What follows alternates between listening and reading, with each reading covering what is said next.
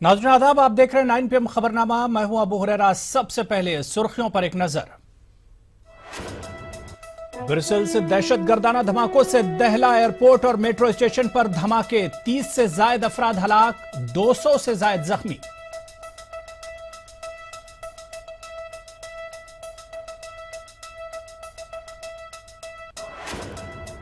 Brussels में दहशतगर्दाना कार्रवाई, IS ने कबूल की धमाकों की जिम्मेदारी।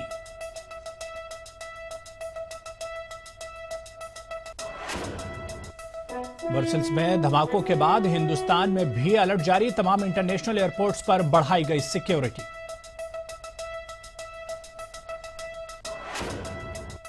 JNU-SU लीडर कन्हैया कुमार ने की कांग्रेस नायब सदर राहुल गांधी से मुलाकात। कन्हैया के साथ था ऑल इंडिया स्टूडेंट्स फेडरेशन के लीडरों का एक वफ्द।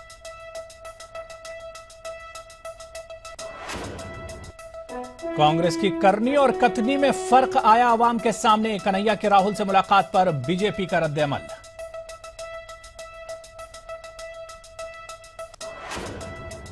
छुट्टी से लौटे SU के VC अप्पा राव, कैंपस में आमद के बाद तलबा का एहतजाज। हालात कशीदा, पुलिस ने तलबा पर किया लाठीचार्ज।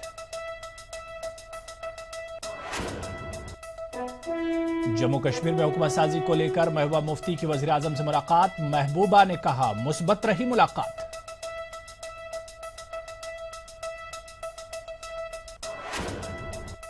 मुख्तलिफ सियासी पार्टियों ने बनाया PDP को सख्त तनकीद का निशाना। कहा ड्रामा रचाकर लोगों का वक्त किया जाए।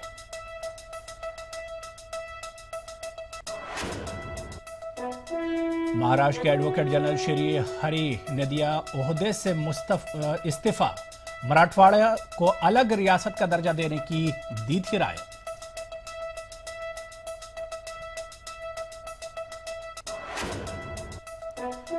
और T20 आलमी कप में आज पाकिस्तान और न्यूजीलैंड का मुकाबला। गप्टिल ने की शानदार बल्लेबाजी, एक बड़े स्कोर की जानिब न्यूजीलैंड गामजन।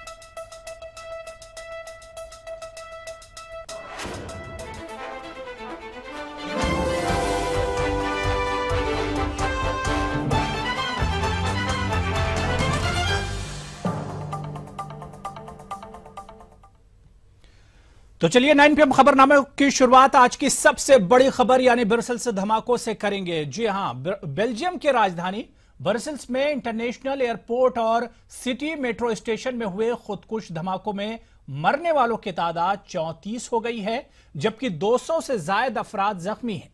ISIS ने हमले की जिम्मेदारी कबूल कर ली है। दुनिया भर में हमले की मजम्मत की जा रही है। वजीर आजम नरेंद्र मोदी ने भी सख्त अल्फाज में इस हमले की मजम्मत की है। वहीं इस दहशतगर्दाना हमले के पेश नजर मुंबई और दिल्ली समेत हिंदुस्तान के तमाम बड़े शहरों में सिक्योरिटी काफी बढ़ा दी गई है।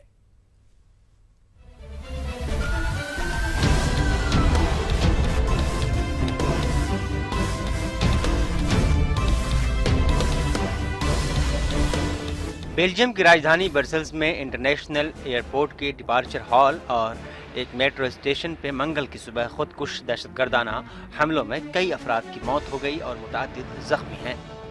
मकामी मीडिया रिपोर्ट के मुताबिक खुदकुश हमलावर को ब्रसेल्स एयरपोर्ट पे धमाकों के लिए जिम्मेदार बताया गया है। सिटी मेट्रो स्टेशन और एयरपोर्ट पे हुए धमाके इतने शदीद और दिल दहला देने वाले थे कि फिजा में चीखो पुकार शुरू हो गई। लोग धुएं के बीच भागते हुए नजर आए। धमाके की वजह से डिपार्चर हॉल की खिड़कियों के शीशे चकनाचूर हो गए और फ्लोर की सीलिंग टाइल्स रेजा रेजा होकर मुंतशिर हो गईं। धमाके के फौरन बाद ब्रसेल्स में तमाम तरह के ट्रांसपोर्ट को बंद कर दिया गया। परवाजें, मेट्रो, ट्राम और बस सर्विस सभी कुछ मुअत्तल कर दिया गया। ये धमाके पेरिस हमले के मुश्तबा सरगना सलाह अब्दुल सलाम की गिरफ्तारी के चंद दिन बाद हुए। जुमा के रोज सलाह अब्दुल सलाम को ब्रसेल्स में पुलिस ने ड्रामाई अंदाज में गिरफ्तार किया था। धमाकों ने एक बार फिर पूरे यूरोप को हिला दिया है और यूरोप के तमाम बड़े शहरों में सिक्योरिटी इंतहाई सख्त कर दी गई है। जगह जगह गाड़ियों की चेकिंग की जा रही है। लोगों से कहा गया है कि वो जहां हैं वहीं रहें, मोबाइल का इस्तेमाल न करें। बेल्जियम के वजीर आजम का कहना है कि ये धमाके जमहूरियत पसंद यूरोप के खिलाफ हमला है। सिक्योरिटी के पेश नजर ब्रसेल्स में जौहरी प्लांट को खाली करवा लिया गया है। वहीं वज़ीर आज़म मोदी, सोनिया गांधी और राहुल गांधी ने शदीद अल्फाज में दहशतगर्दाना हमले और धमाके की मजम्मत की है। वजारत खारजा ने तस्दीक कर दी है कि अब तक मरने वालों में कोई भी हिंदुस्तानी नहीं है। अलबत्ता जेट एयरवेज के 2 कैबिन क्रू धमाके में जख्मी हुए हैं। धमाकों के पेश नज़र मुंबई और दिल्ली समेत हिंदुस्तान के सभी बड़े शहरों में सिक्योरिटी सख्त कर दी गई है। मुंबई से ब्रसेल्स के लिए तमाम परवाजों को रद्द कर दिया गया है। इस बीच वजारत खारजा के तर्जमान विकास स्वरूप ने कहा है कि वजीर आजम नरेंद्र मोदी हिंद यूरोपीय यूनियन चोटी इजलास के लिए 30 मार्च को बेल्जियम पहुंचेंगे, जहां 2 तरफा बातचीत होगी। Bureau report, ETV news.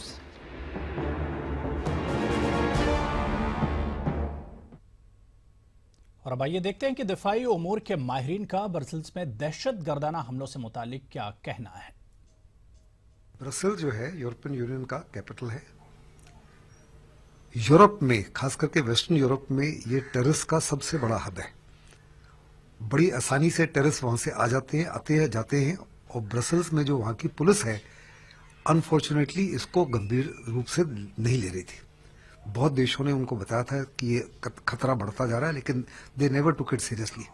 जो पेरिस अटैक का मुख्य आरोपी है, वो भी पेरिस अटैक के बाद में ब्रसेल्स में जाके छुपा था, जिसको 4 दिन पहले गिरफ्तार किया गया। ये तो इस्लाम का और वेस्टर्न सभ्यताओं का आपस में जंग है। अब जब से मिडिल ईस्ट में आईएसआईएस का प्रकोप शुरू हुआ है, तो ये हमले होने शुरू हो गए। पहले पेरिस में हुए थे, उसमें भी बेल्जियम के लोगों का हाथ था और कुछ सस्पेक्ट ब्रसेल में भी पकड़े गए थे। यूरोप के अंदर काफी आजादी है, उस आजादी का ये नाजायज फायदा उठाते हैं। बेल्जियम एयरपोर्ट मेरा देखा हुआ है, वहाँ पे आप जहाँ पे बोर्डिंग पास लिया जा सकता है, कोई भी आदमी जा सकता है डिपार्चर लॉन में। बोर्डिंग पास के बाद फिर स्क्रीनिंग होती है, और यूरोप के ज़्यादातर एयरपोर्ट्स में या अमेरिका में इसी तरह की है।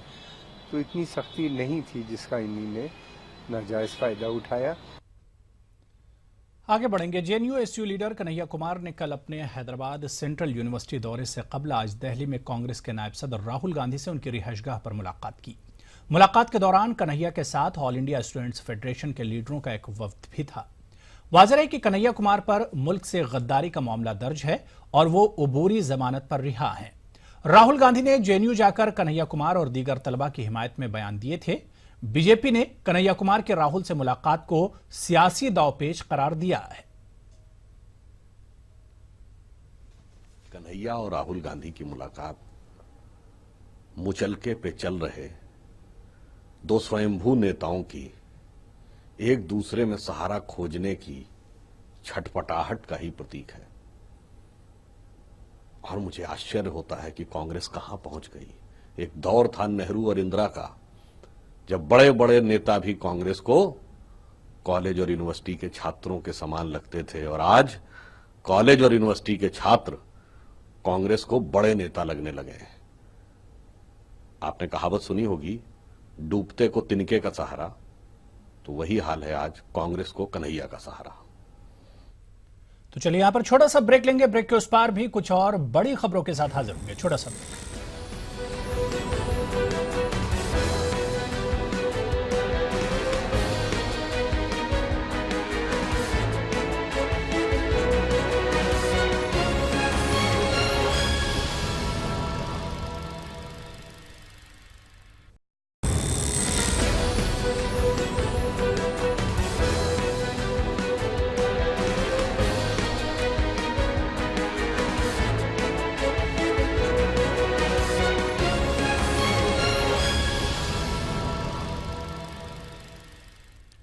चलिए ब्रेक के बाद आगे बढ़ेंगे। ETV news network head Jagdish Chandra ने मगरबी बंगाल की वजीर आला ममता बनर्जी का ईटीवी बंगला के दफ्तर में इस्तकबाल किया। ईटीवी हेड ने ममता बनर्जी को बुके पेश किए। वजीर आला ममता बनर्जी ने ईटीवी बंगला को खुसूसी इंटरव्यू दिया। ईटीवी बंगला के सीनियर एडिटर बिस्वनाथ मजमुदार ने ममता बनर्जी का इंटरव्यू लिया। इस इंटरव्यू में ममता बनर्जी ने आने वाले असेंबली इंतखाबात और इलेक्शन में टीएमसी के लाही अमल से अपोजिशन को शिकस्त देने के लिए तैयार की गई हिकमत अमली पर तबादला ख्याल किया।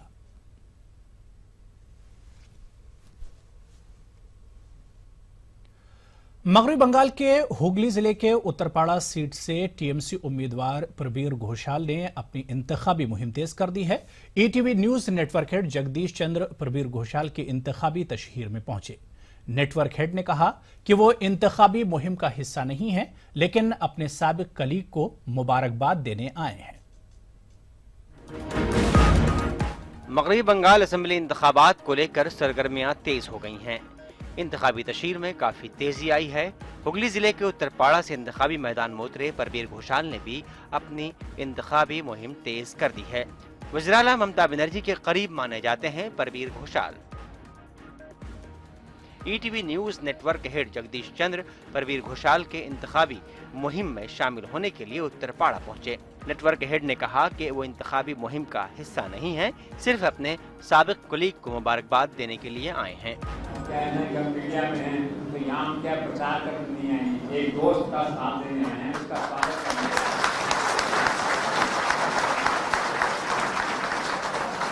टीवी का सवाल आप जानते हैं, आपके दिल की धड़कन है ईटीवी। पूरे देश में आज 17 राज्यों में 20 करोड़ से ज़्यादा लोग ईटीवी को देखते हैं और अभी 6 नए न्यूज़ चैनल हम लेके आ रहे हैं।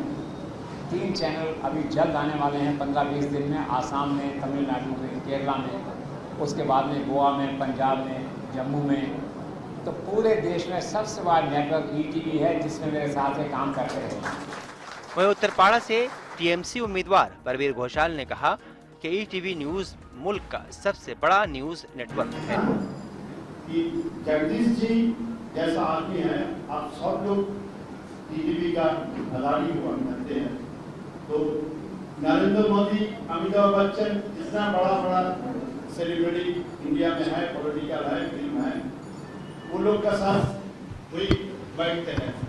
और ईटीवी ऐसा नेटवर्क है, इंडिया में इतना बड़ा नेटवर्क कोई प्राइवेट चैनल नहीं। मगरबी बंगाल असेंबली इंतखाबात के लिए 6 मरहलों में वोट डाले जाएंगे। इंतखाबी नताइज का ऐलान 19 मई को होगा। Bureau report, ETV news, Hooghly, मगरबी बंगाल। आगे बढ़ेंगे। सदर जमहूरिया प्रणब मुखर्जी ने आज बहादुरी अवार्ड तकसीम किए। राष्ट्रपति भवन में मुनक्किदा तकरीब में सदर जमहूरिया ने महकमा दिफा में नुमाया खिदमात अंजाम देने वालों को अवार्ड से नवाजा। इस पुरवकार तकरीब में नायब सदर जमहूरिया हामिद अंसारी, वज़ीर आज़म नरेंद्र मोदी, वज़ीर दिफा मनोहर पर्रिकर और फौजी सरबराह जनरल दलबीर सिंह भी मौजूद थे।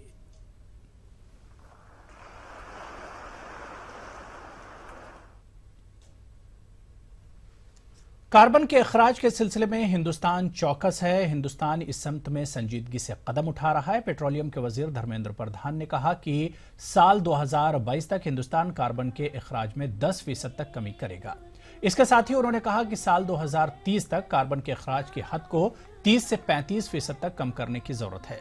वजीर पेट्रोलियम ने ये बातें दिल्ली में इंडियन ऑयल गैस कॉन्क्लेव के दौरान कही। धर्मेंद्र प्रधान ने ईरान के साथ रिश्ते मजबूत करने पर भी जोर दिया। ईरान से हमारी जो संपर्क है बहुत पुरानी है। हम ईरान की दिक्कत के समय में हम साथ खड़े रहे। फरजान बी में हमारी प्राइमरी ईएनपी इंटरेस्ट है, तो ईरान से हम तेल ले रहे हैं। ईरान हमारी एनर्जी के दृष्टि से एक महत्वपूर्ण सहयोगी है, पार्टनर है। अभी की परिवर्तित परिस्थिति में भारत और ईरान की कई प्रकार की चाहवा पोर्ट हो, वहां की गैस लेके कुछ इंडस्ट्रियल कॉम्प्लेक्स की बात हो, ये सारा विषय चर्चा में कई संबंधित विभाग काम कर रही है और हमारे विभाग की भी जो इंटरेस्ट है उसको एक भारत की सामूहिक हितों को ध्यान देने के लिए रखने के लिए हम जाएंगे, ईरान से चर्चा करेंगे। मरकजी वजीर खजाना अरुण जेटली ने मुंबई में प्रधानमंत्री बीमा योजना और मजतूमा पैकेज बीमा योजना का इफ्तिताह किया। उन्होंने स्कीम को किसानों के मफाद में बताते हुए कहा कि इस स्कीम से किसानों को कम प्रीमियम अदा करना होगा और फसल खराब होने की हालत में ज्यादा रिटर्न मिलने की स्कीम है।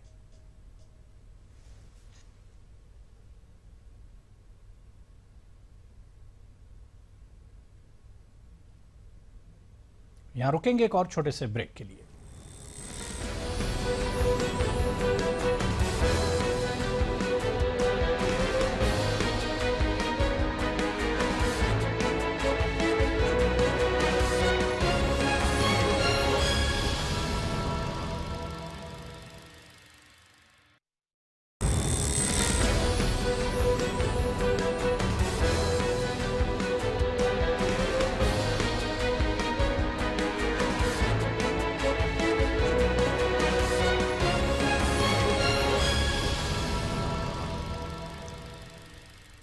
चलिए ब्रेक के बाद बात करेंगे महबूबा मुफ्ती की वजीर आजम से आज हुई मुलाकात की। जम्मू कश्मीर में हुकूमत साजी के मामले पर जारी तातुल के बीच पीडीपी सदर महबूबा मुफ्ती ने वजीर आजम नरेंद्र मोदी से उनकी रिहाइश गाह पर मुलाकात की।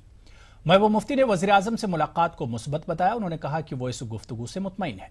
महबूबा मुफ्ती ने यह भी कहा कि हुकूमत साजी के ताल्लुक से 24 मार्च को उनकी पार्टी की मीटिंग में फैसला किया जाएगा। प्राइम मिनिस्टर के साथ बहुत ही पॉजिटिव हमारी आज की मीटिंग रही। It was a very positive meeting और पिछले जो 2-2.5-3 महीने से थोड़ा सा स्टेलमेट वगैरह चल रहा था, तो आज मैं मुतमईन हूँ। प्राइम मिनिस्टर के साथ मिलने के बाद मैं मुतमईन हूँ। सरकार कब बनने जा रही है? सरकार कब बनेगी? देखिए, बेसिकली मैं वो श्रीनगर मैंने लेजिस्लेटिव पार्टी की मीटिंग बुलाई है। I called a legislative party meet on Thursday. तो since my party had authorised me कि आप जो डिसीजन लेंगी, तो इसलिए मैं वापस जाऊंगी अपने लेजिस्लेटर्स के पास और वहां बैठ के हम आगे क्या करना है, कैसे चलना है, उसका फैसला करेंगे। और इस मुलाकात पर सियासी पार्टियों का क्या कुछ कहना है, क्या कुछ रद्द-ए-अमल है, वो भी सुनवाई देते हैं। वो खुद ही कह रहे थे पॉलिटिकल इश्यूज पे बात होनी चाहिए। अब उसको इसी तनख्वाह पे काम करनी पड़ी, वो भी मेरे ख्याल में कम ही, जो पहली तनख्वाह थी उससे कम पे करनी पड़ी। ये मुहावरा बड़ा फिट बैठता है पीडीपी के, जो ये सारा ड्रामाबाजी हुई, खोदा पहाड़ निकला चुहा, वो भी मरा हुआ। निकला क्या वहाँ से? 2.5 महीने जाए और अपनी बेइज्जती करवाई, अपनी जमात की बेइज्जती करवाई। पहले डिक्टेट कर रहे थे, कह रहे टर्म्स को महबूबा जी नहीं मान रही है, अब बीजेपी डिक्टेशन कर रही है और बीजेपी के डिक्टेशन पे आप इसे मान लिया। मुझे तो एक ड्रामा दिखा और इस ड्रामा के बाद ड्रॉप सीन जो है वही हुआ जो पहले था। मगर मुझको तो दिखता है कि ये 25 पैसे कम पर ही काम करना शुरू कर दिया। यानी हो मुबारक है इनको, हुकूमत बनाए, वेलकम स्टेप है। अगर यही करना था, कोई नई बात नहीं, तो क्यों हमारे स्टेट के 2-2.5 महीने उन्होंने ज़ाया कर दिए। चाहे कि आप अवाम को एतमाद मिले, लोगों को एतमाद मिले कि क्या कुछ उन्होंने आज नरेंद्र मोदी जी से हासिल किया, वो लोगों के सामने वो बात रखनी चाहिए। तो उसके बगैर मुझे लगता है कि कोई चार ना, वरना ये किस्सा कुर्सी का था पहले भी, आज भी। झगड़ा सिर्फ ये है कि पावर मिलनी चाहिए। पावर के सिवाय इनकी कोई भी और कोई मिशन नहीं है। जैसे हम 35 पार्टी कहते हैं, हमारा मिशन है कि जम्मू कश्मीर को भारत के साथ इंटीग्रेट करो, धारा 370 में है संशोधन करो। जो बीजेपी कहा करती थी, हमको बताया करती थी, आज खामोश क्यों है? चलिए अब क्रिकेट की बात कर लेते हैं। मोहाली में आज पाकिस्तान और न्यूजीलैंड के दरमियान मैच खेला जा रहा है। पहले खेलते हुए न्यूजीलैंड ने 180 रनों का बड़ा स्कोर पाकिस्तान को दिया और ताजा अपडेट आपको बता दें कि पाकिस्तान ने अभी तक 1 ओवर 3 गेंदों में 22 रन बना लिए, उसका कोई विकेट नहीं गिरा है। गप्टिल ने न्यूजीलैंड की तरफ से शानदार बल्लेबाजी करते हुए 80 रन बनाए, जबकि टेलर ने 36 रन जोड़े। अब पाकिस्तान को जीत हासिल करने के लिए अच्छी बल्लेबाजी करनी पड़ेगी।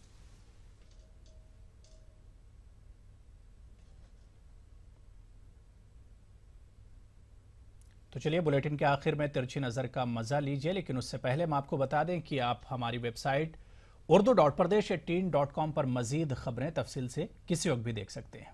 आदाब।